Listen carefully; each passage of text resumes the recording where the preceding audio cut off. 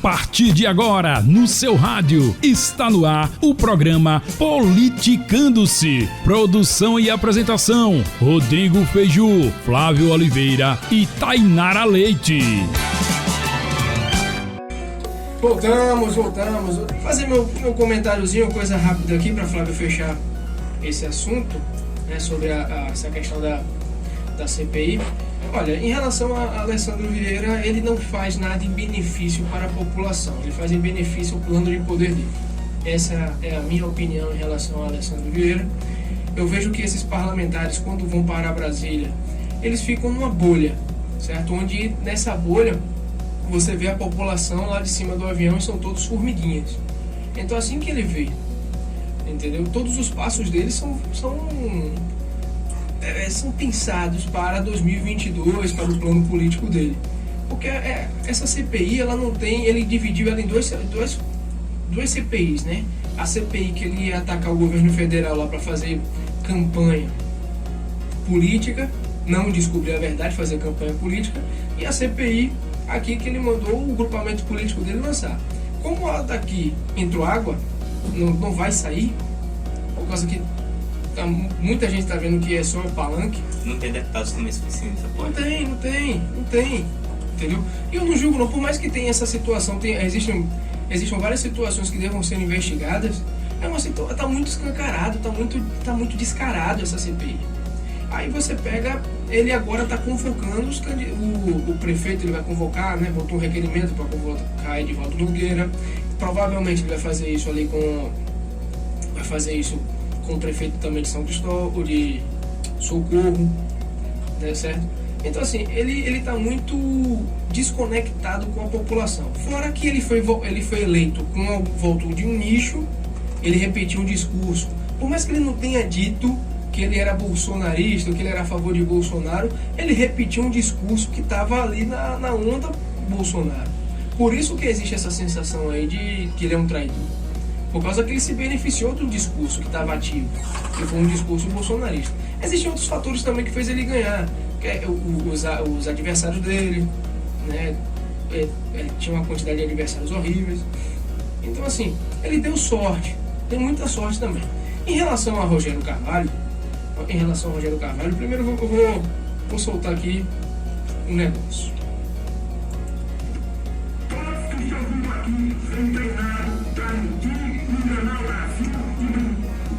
Senador, eu peço respeito, eu vim aqui na qualidade de técnica, o senhor está me acusando de mentirosa. Me respeite, senador, me respeite. Não. Hoje está permitido então, né?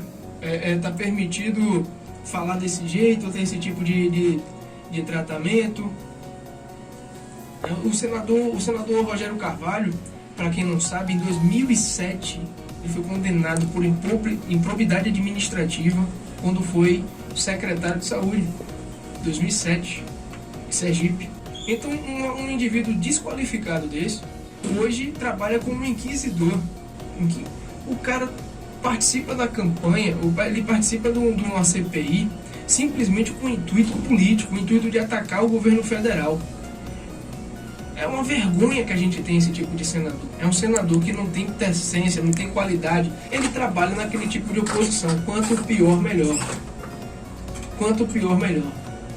Foi um indivíduo que quando foi secretário foi processado, está tendo uma parte do seu salário descontada para pagar um processo de um aluguel aí do partido. Secretário de Saúde. Secretário de Saúde. Ele foi secretário de Saúde. Obrigado, Flávio. Ele foi secretário de Saúde. Então é um indivíduo que ele não tem qualidade nenhuma. Que a população vota nele, eu não sei porquê. É preciso analisar o que é que leva um indivíduo a votar num cara desse. Claro que é o trabalho de marketing. Eu tenho uma resposta, é claro, que é o trabalho de marketing. Agora, qualidade política não tem nenhuma.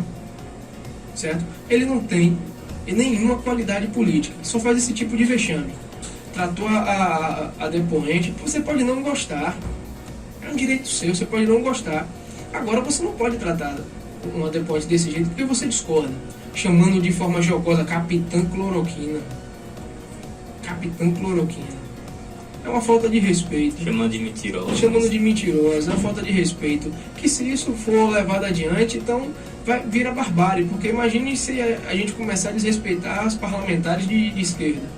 Com essa mesma ênfase, com essa mesma agressividade que ele estava agredindo. E aqui foi só um vídeo pequeno, viu? Que se colocar os 15 minutos do depoimento dele, das perguntas dele, é algo bastante agressivo. Responda sim ou não, apenas sim ou não. É de uma grosseria que é vergonhoso. Então, assim, eu fico triste que a gente tenha um ser abjeto desse como senador, representante do nosso estado. Flávio, fecha. Pois é, né, Feijó. Em relação ainda a Rogério, eu vou abrir aqui o que você falou, porque, né, a gente tem um cara que é condenado, chegou a ser condenado por processos que ele tinha, tá? Ele foi secretário de saúde e hoje ele está numa CPI para investigar justamente a questão da saúde, a questão da atuação do governo federal na pandemia. Aí nós temos Renan Calheiros, que é um cara que tem 9 inquéritos no STF. Nós temos Omar Aziz, que é um cara que a esposa está sendo acusada de desvio de verba lá no estado do Amazonas. Nós temos Rogério Carvalho, nós temos senadores que são corruptos. Você quer que essa CPI tenha credibilidade? Quer que a população respeite uma CPI dessa? Não tem condições, entendeu? A população, por isso que os depoentes, a população até se pega simpatia dos depoentes, das pessoas que vão lá do governo federal, mesmo as pessoas não sendo bolsonaristas, não gostando do governo, porque o que está acontecendo ali é uma palhaçada. O que está acontecendo nessa CPI é uma infâmia, porque, poxa, é um negócio que é absurdo, pô. Você vê as pessoas, senadores que são corruptos, tratando de forma desrespeitosa, agindo como inquisidores contra pessoas que são inocentes, que estavam fazendo simplesmente seu trabalho, como é o caso de Mayra Pinheiro, como é o caso lá do general Pazuello. Então é um negócio que é surreal, é absurdo, é só no Brasil que a gente vê, é o poste mijando no cachorro, é o rabo abanando o cachorro. Não tem sentido nenhum essa CPI, da forma como está acontecendo. E a gente não tem esperança de que melhore, porque realmente são esses caras que comandam a CPI. São os caras que estão acusados no STF, que tem processos no STF, são os caras que têm acusações nos seus estados de corrupção, e são esses caras que comandam a CPI para investigar o governo federal que não tem nenhum caso de corrupção. Entendeu? Encontre lógica nisso, não tem lógica nenhuma, entendeu? É simplesmente perseguição, uma CPI política para tentar atacar o presidente Bolsonaro de toda forma. E em relação ao Alessandro Vieira, destacar uma coisa que eu esqueci. Ele falou, né, durante nesse depoimento de Pazuello, né, ele fez uma analogia lá, comparando Pazuello a um general nazista. Entendeu? Esse foi o ápice ali da canalice, de agir de forma sem escrúpulos. O cara fazer uma comparação desse nível. Entendeu? Desrespeito ao povo judeu, desrespeito às vítimas do Holocausto, desrespeito à população de Sergipe, que elegeu ele como representante, e desrespeito ao general Pazuello, que também tem descendência judaica, né? Então, nossa, é de se lamentar, né? É lamentável, e o cara hoje é aliado de Renan Calheiros. Eu queria só fazer mais uma colocação. Os que acusam o presidente de genocida, né, eles esquecem, né, dessa questão. O STF foi o responsável por colocar nas mãos dos governadores e prefeitos a responsabilidade sobre as ações da pandemia. E aquela senadora, Cátia Abreu, né, aquela nojenta, dizendo que se ajoelhava para a China, que beijava os pés lá de Xi Jinping, que é o ditador chinês. E quem criou o vírus, pelo amor de Deus? De onde é que veio essa porcaria desse vírus que está atrapalhando a vida de todo mundo, que está causando uma crise global? Calma, Flávio, é opressão, Foi da China. E esse é um assunto para o próximo programa, né, que a gente certamente vai falar disso outras vezes, em relação às questões da origem do vírus. Então, excelente. Vamos seguir a pauta, mudar o foco um pouquinho, porque falar desse pessoal já fiquei até com azia, né? Bateu uma azia aqui. Flávio, vamos falar um pouquinho agora sobre uma situação que é a inversão de valores, né? A gente viu muito uma situação aí sobre a morte do MC Kevin. Essa é a pauta surpresa, né, que a gente falou no começo do programa. Isso, vamos falar um pouco sobre isso, porque eu quero fechar deixar por último a pauta dessas manifestações. Vamos puxar essa pauta surpresa aqui, falasse um pouco sobre essa questão da inversão de valores, porque o cenário midiático tocou muito nesse assunto, falou muito sobre essa situação desse cidadão. Infelizmente, ele faleceu, mas olha que situação complicada. Tivemos a notícia da morte do MC. Tá? Na mesma semana, foi no mesmo... Isso, do MC. E a morte de um fotógrafo que pediu para os traficantes abaixar o som, por causa que a filha dele não estava conseguindo dormir, e foi assassinado.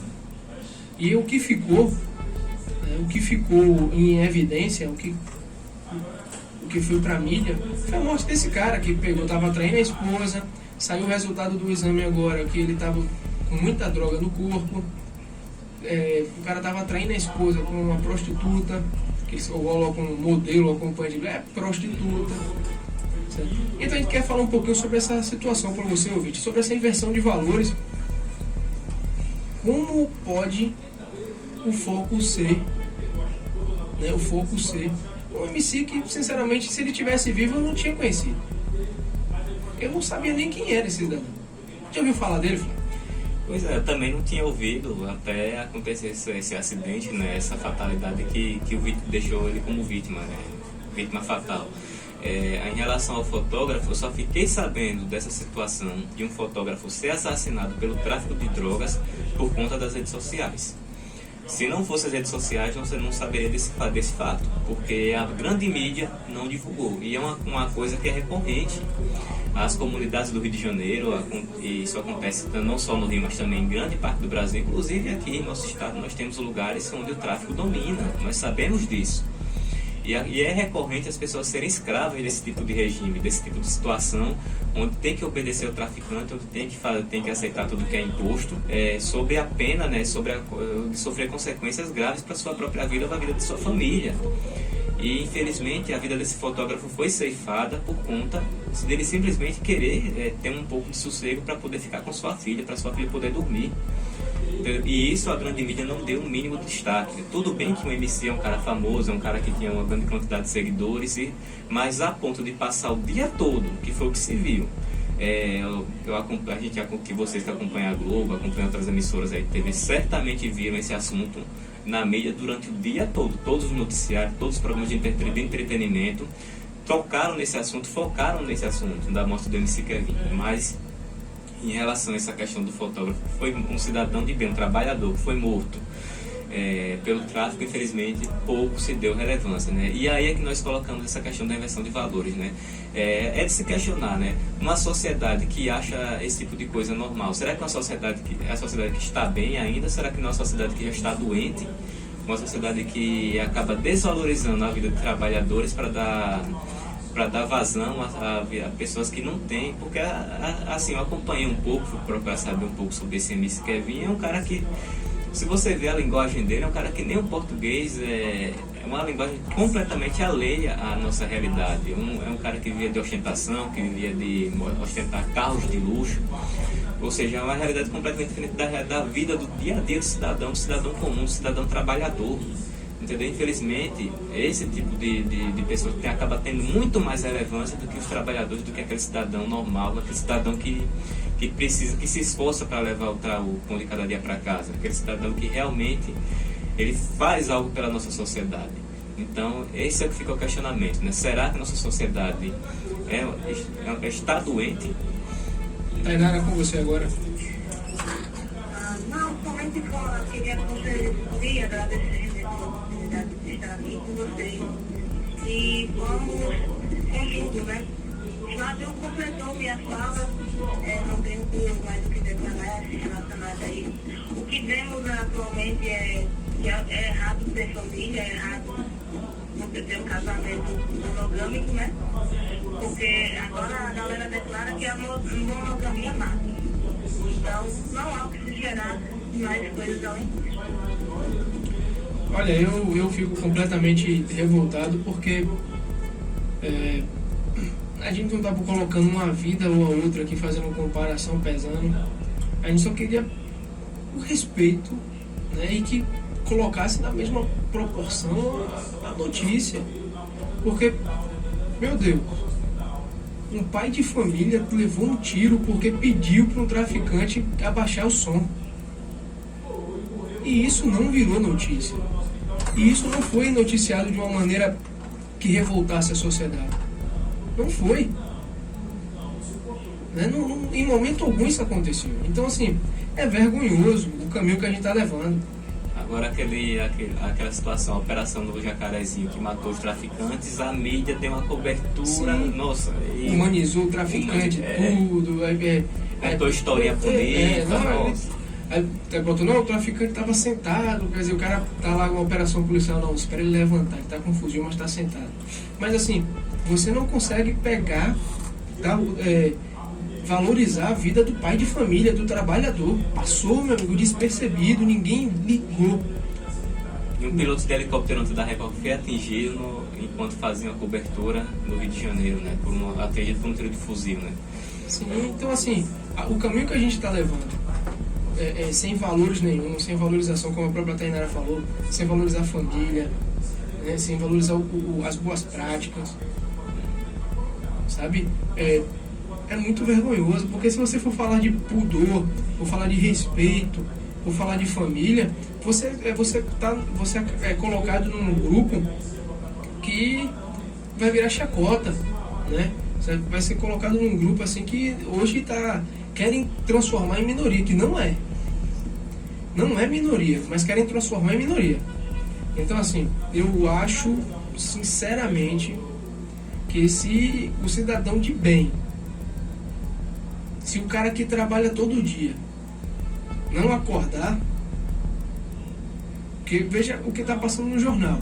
Um cidadão de bem, um pai de família, a vida dele não vale nada. É mais um. Não importa se você tem um fuzil, se você tiver um fuzil, você é valorizado por essa classe midiática, essa classe de artistas, essa classe de intelectuais. Um fuzil é uma boca de fumo. Sim. Então, assim, o que está acontecendo é muito grave. É muito grave, é uma inversão de valores muito grande. É uma inversão de valores que realmente assusta. Então, eu vou finalizar esse assunto para a gente entrar em outro assunto, porque esse assunto me entristece muito. Eu fico revoltado porque como é que pode?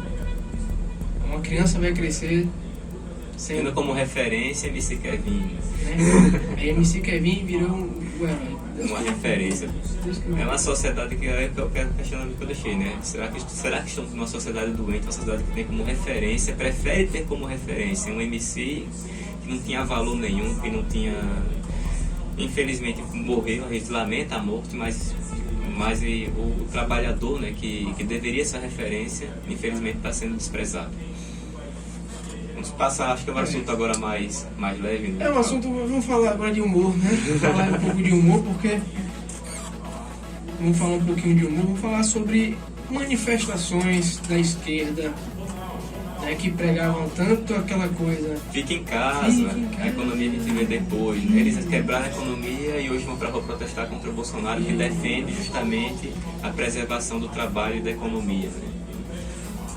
Então, eu estou aqui vendo algumas fotos, alguns aqui em Aracaju, né, foi no mercado, manifestação, né, para informar as pessoas que estão ouvindo, aos ouvintes e também vocês que vão assistir no YouTube posteriormente, foi convocado pelo Guilherme Boulos uma manifestação neste sábado, dia 29 de maio.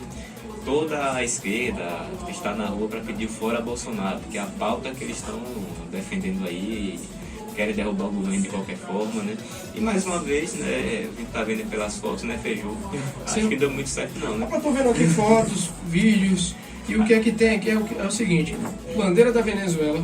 Deixa eu ver se eu estou tentando encontrar, senhores, uma bandeira do Brasil, não acho. Bandeira da CUT tem, né? Bandeira da Venezuela, bandeira da CUT, né? Deixa eu ver outras, muito vermelho. Bandeira do LGBT, né? Tem um cara aqui balançando a foto de Lulinha. Um cara balançando a foto de Lulinha. Então, assim, essa é a esquerda brasileira, né? Essa é a nossa esquerda. A esquerda mais fracassada que existe no mundo é a que está no Brasil. Por causa que é a única esquerda... Não, você pega outros países fracassados também, tem esse mesmo nível de esquerda. Você pega Venezuela, Cuba, tem esse nível de esquerda fracassado. Que é a esquerda que tenta caminhar para o matadouro, né? Que leva o seu povo para a boca do leão. Porque... Leva para a caverna para a raposa comer. Isso, leva as galinhas para a raposa comer. Então eu observo essas manifestações. Eu não sou contra a manifestação, é um direito. manifestar, é um direito. O que eu acho engraçado é esse duplo padrão. Que quando a direita sai, faz carreata, faz suas manifestações para lutar por pautas reformistas e apoiar o presidente da República, que é um direito, é altamente criticado. Hoje você vê aqui um bando de manifestantes, né, lutando contra pautas reformistas a favor de um partido político e de um corrupto e de um ladrão, né, E isso é muito revoltante. É bom que tem pouca gente, né? E observa, é o seguinte, ó, quem está indo para a rua agora faz parte de sindicato. Isso aqui é organizado por sindicato. Quando estamos aqui, vocês estão ouvindo aqui pessoas que organizam manifestações. Nós organizamos. Flávio aqui é um dos caras que mais organizou manifestação na direita aqui no estado de Sergipe. Aqui é a Correio Dobrado, aqui não tem ajuda de sindicato, não tem ajuda de... Aqui tem ajuda dos apoiadores ali que colocam a mão no peito com a bandeira do Brasil enquanto está ouvindo o hino. Então, assim, não somos contra isso, mas você observa que é uma manifestação, né, que você só vê vermelho, gente. Você só vê vermelho. Aí dizem, não, que a bandeira do Brasil foi capturada por fascistas, que não sei o que lá. E eles estão usando a bandeira de quem, né? Porque os regimes mais ditatoriais do mundo são os regimes vermelhos, os regimes comunistas, o regime da Venezuela, o regime que hoje se impõe na Argentina, que hoje está caminhando para ser uma nova Venezuela, o regime socialista da China, que muitos desses carinhas que estão na rua hoje, da esquerda, defendem a ditadura chinesa, que eles dizem, não, é uma democracia, é um país que está crescendo, é um país que empreende o desenvolvimento econômico. Mas e as liberdades do povo? E as liberdades do povo chinês, onde é que estão? Onde é que estão as informações sobre a pandemia que a China escondeu do mundo causando essa crise global? Onde é que está a transparência daquele regime ditatorial, né? Então, esse pessoal que está na rua no dia de hoje, né, eles estão indo para a rua simplesmente porque eles querem contrapor aquelas manifestações que estão acontecendo aí espontaneamente, do povo que vai atrás de moto lá atrás do Bolsonaro. Mas a pauta deles, eles não têm pauta, a pauta deles é o atraso. A pauta deles é manter o nosso país na desgraça que eles colocaram durante todo esse tempo que eles estiveram no poder com Lula e Dilma. A recorde de desemprego, inflação de 11%, que é o que tinha lá no governo Dilma, as pessoas infelizmente esquecem muito rápido disso, né? Então, é toda essa tragédia que o PT causou no país, eles querem trazer de volta, agora com essa candidatura de Lula, graças ao STF, que livrou a cara de um condenado por 10 juízes, por 3 instâncias. Infelizmente o STF foi lá e fez esse trabalho sujo de livrar a cara de um corrupto, de um ladrão, para que ele tenha a oportunidade de voltar ao poder, né? Mas eu acredito, né, se depender das ruas, eu acho que isso não vai dar muito certo não, né? Porque aqui em Aracaju, né, foi no mercado, no estacionamento do mercado, ali, se você for contar, tinha 200 pessoas, né? Você vê a quantidade de pessoas, não é isso tudo. E se você fizer um pente fino ali naquela galera ali, a quantidade de pessoas ali que tem CC, ou que vive de sindicato, deve ser um absurdo. Esse pessoal não tem as ruas. É engraçado porque eles perderam as ruas. Você pega o proletariado hoje é de direita.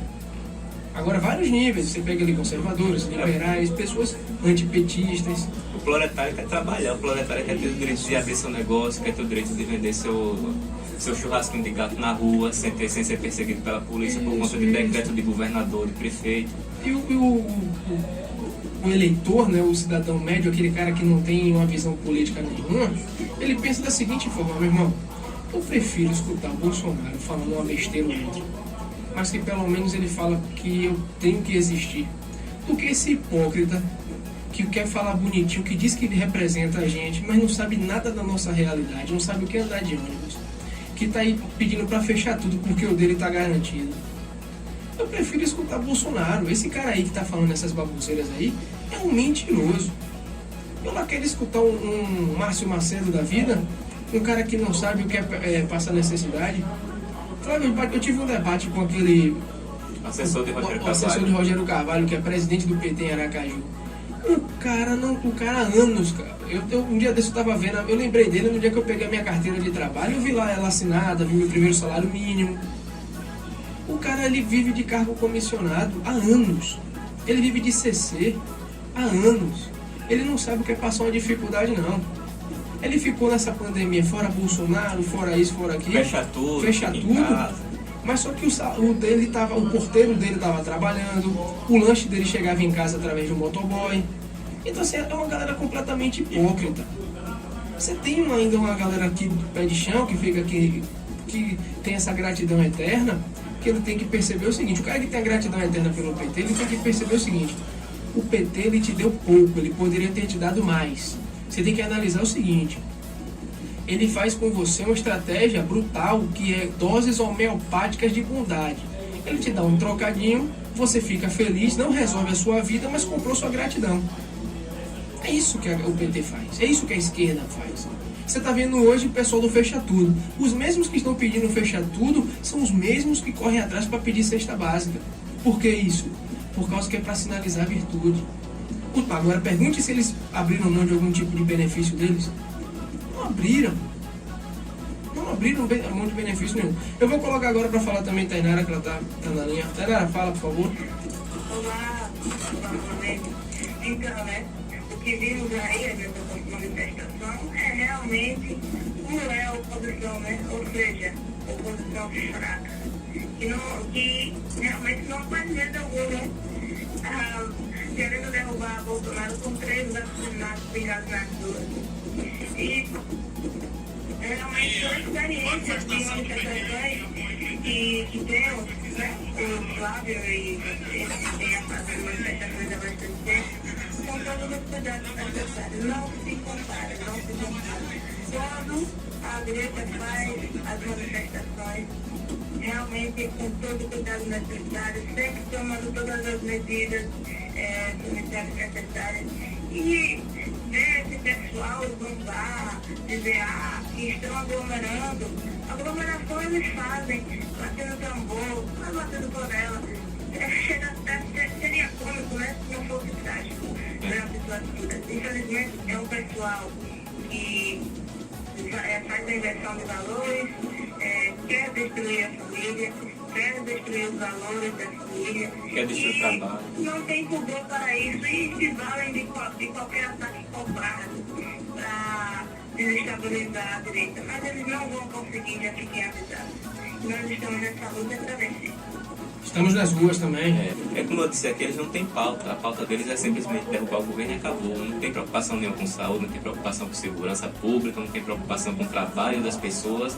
Mas eles têm um objetivo também, que é tirar a direita da rua, né? Tirar as pessoas que estão se manifestando aí nessas grandes carreatas que estão acontecendo a favor das reformas, a favor do presidente.